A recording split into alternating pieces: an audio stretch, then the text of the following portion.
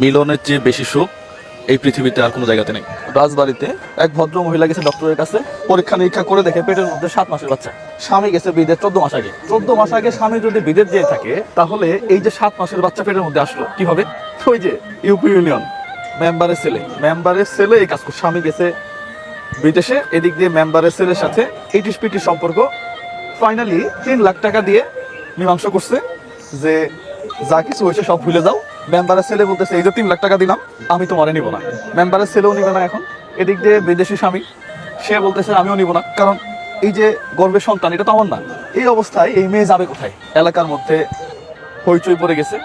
আপনারা জানেন যে 3 মাসের পরে কোনো বাচ্চাকে পেট থেকে নষ্ট করা যায় না, এইটা অনেক বেশি রিস্কি হয়ে যায়।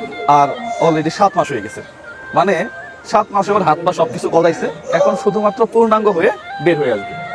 এই অবস্থায় এই মেয়েটা করবে কি? যারা বিদেশ যায় আর কি, অসংখ্য আছে। ইদানিং অনলাইনে বিয়ে শুরু হয়েছে, জামাই থাকে বিদেশ, সুন্দরী মহিলা থাকে দেশের, এদিক দিয়ে অনলাইনে বিয়ে হয়, অনলাইনে বাসর হয়।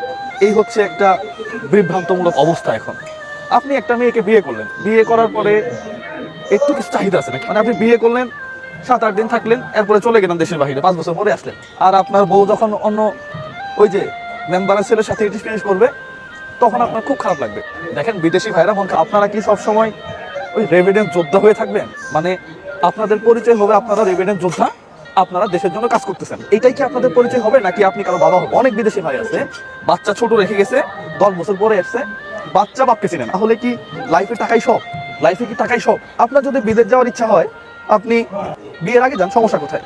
অথবা আপনি বিয়ে করছেন, করার পরে আপনার 2টা বাচ্চা হয়েছে, এরপরে আপনি যান, যায় 3-4 বছর থেকে আবার ব্যাক করেন। আপনি বিয়ে করবেন, করার পরে ওই মহিলা 1 মাস থাকবেন সাথে, পেটে বাচ্চা হবে এটাও দেখবেন না আপনি, বাচ্চা বড় হবে সেটাও দেখবেন না। 5 বছর পরে একবার আসবেন, আসার পরে 1 মাসের ছুটিতে এসে আবার 5 বছরের জন্য যাবেন।